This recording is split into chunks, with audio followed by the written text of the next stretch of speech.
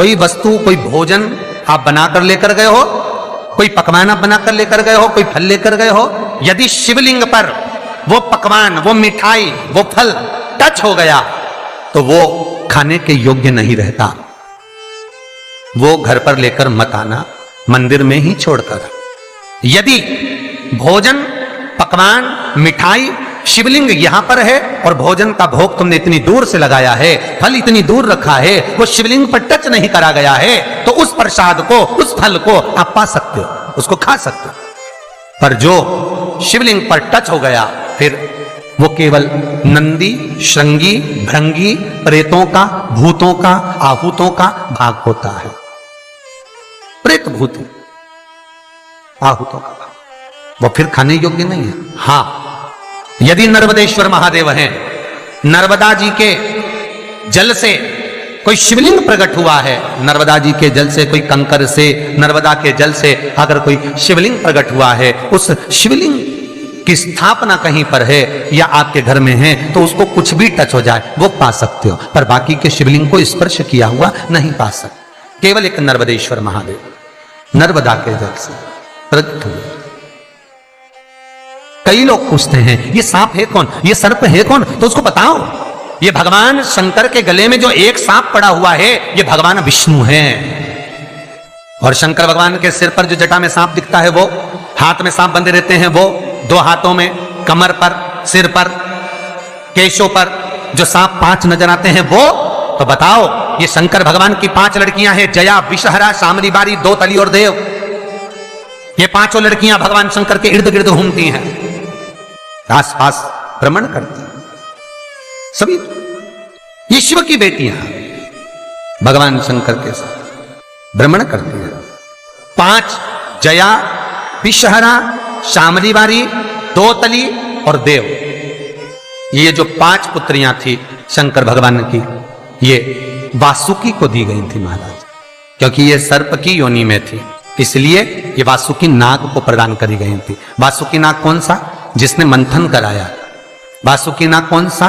जिसके फण पर पूर्ण पृथ्वी विराजमान है। वासुकी नाग कौन सा? जो निरंतर देवताओं के हित के लिए कार्य करता रहता। एक पान के पत्ते के ऊपर, मात्र पान जानते हो, वो खाने वाला जो पान करता है उसका पत्ता, पान के पत्ते के ऊपर जो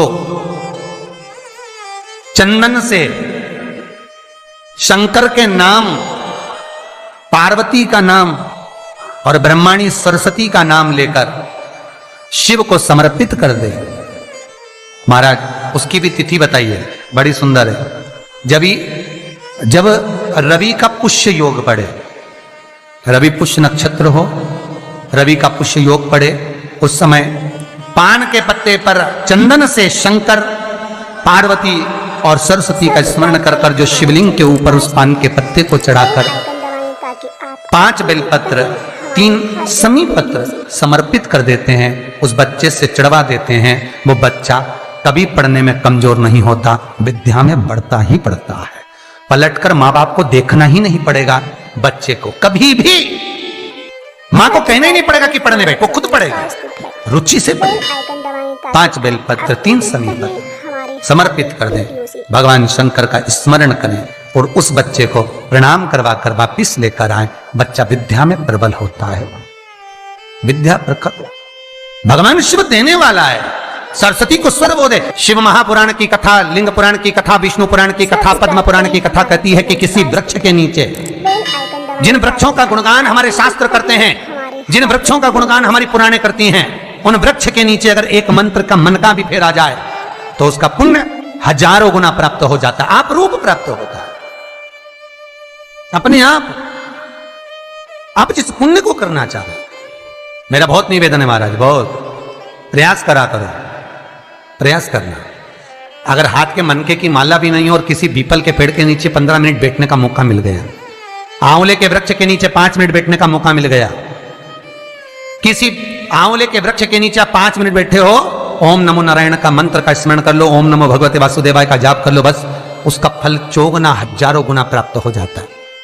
शमी के पेड़ के नीचे बैठे हो, श्री शिवाय नमस्तुभ्यम का जाप करिए, 4 गुना फल मिलेगा, 1000 गुना फल। बेलपत्री के पेड़ के नीचे गए हो, ओम नमः शिवाय ओम का जाप करिए, फल मिलेगा।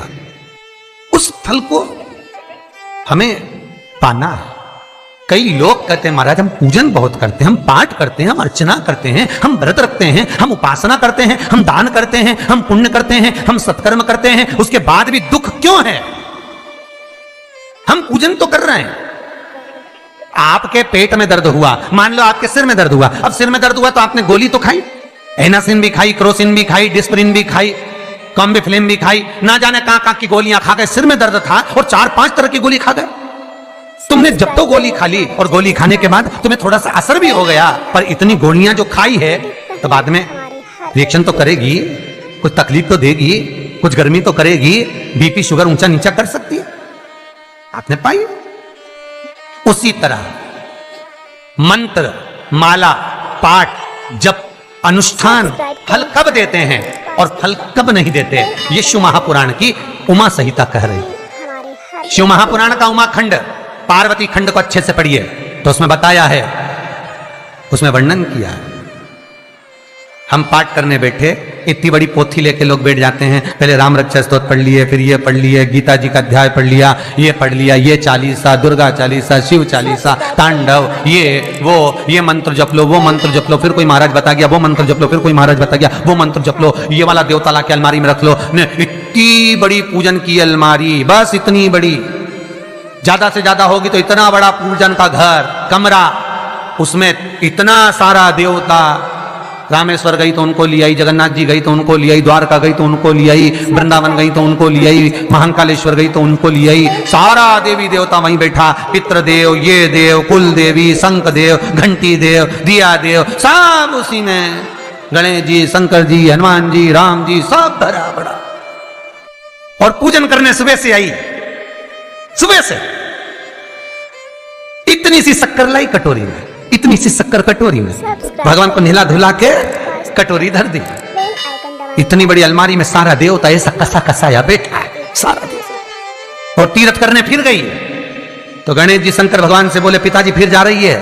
शंकर भगवान बोले बेटा खसक के बैठो, फिर पकड़ के लाएगी किसी को, खसक के बैठ, फिर लाएगी किसी, फिर ले आई, फिर रख दिया।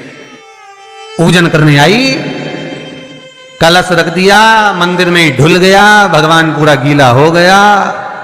गणेश जी शंकर जी से बोले पिताजी पूरा गीला करके चली गई। शंकर भगवान बोले बेटा तो कल ही आएगी, दिया लगा के गई, अब तो गीले में बैठो, अब नहीं आने वाली, कल।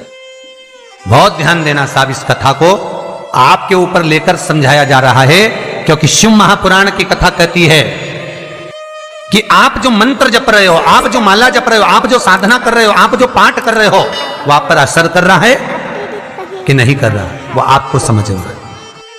राम रक्षा स्तोत्र का पाठ करो तो पहले हनुमान चालीसा पढ़ो, फिर राम रक्षा स्तोत्र करो। शिव चालीसा, दुर्गा चालीसा, गणेश चालीसा, हनुमान चालीसा, गायत्री चालीसा, इन 4-5 चालीसा को एक साथ कभी नहीं पढ़ना। एक चालीसा यदि आपने पढ़ ली है शुरू में, तो पाठ पूरा होने के बाद जब उठने की तैयारी हो तब दूसरी चालीसा पढ़ दो, बाकी की चालीसा भले आप बाद में पढ़, पर एक साथ 4 चालीसा का पाठ नहीं होना चाहिए। महाराज पाठ करने बैठे हो, किसी एक मंत्र की माला जप रहे हो, ओम नमः भगवते वासुदेवाय जपा, या शंकर जी का मंत्र जपा, या गुरु का मंत्र जपा, या ये मंत्र जपा, या वो मंत्र जपा, उस मंत्र को जपने में बीच में कुछ गैप होना चाहिए। एक साथ रट्टा मार पे ओम नमः भगवते, ओम नमः भगवते, श्रीमन्नारायण श्रीमन्नारायण, ओम नमः शिवाय, ओम नमः शिवाय, फिर ये जप लो वो जप लो, और पूरा पाठ सपाट सब खलास, वो श्रेष्ठ है। कुछ देरी की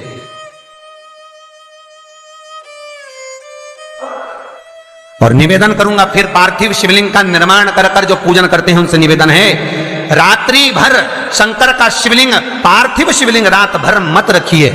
कई माताओं को फुर्सत नहीं मिलती, अभिषेक करवा लेते हैं घर में, कई ब्राह्मण लोग अभिषेक करवा देते हैं, पूजन करवा देते हैं, और शंकर भगवान रात भर बैठे रहते हैं। पार्थिव शिवलिंग रात भर तुम्हारे घर में नहीं होना चाहिए, विसर्जन। केवल एक हड़ताली का तीज का दिन ऐसा होता है जिस दिन पार्थिव शिवलिंग रात भर पूजा जाता है, रात पार्थिव। तो ब्राह्मण श्वेत मट्टी का, क्षत्रिय लाल मट्टी का, वैश्य पीली मट्टी का और शूद्र काली मिट्टी का शिवलिंग का निर्माण करे। रात भर शिवलिंग को ना रखे, शंकर भगवान के प्रसाद को रात भर नहीं रखना। कहीं शिव मंदिर में गए और प्रसाद मिला भी है आपको, वैसे तो शंकर जी के मंदिर में प्रसाद नहीं मिलता। क्यों? तो लिंग पुराण के अंदर और शिव महापुराण के अंदर वर्णन किया गया कि भगवान शंकर ने नंदी को वचन दिया था, सुनो नंदी।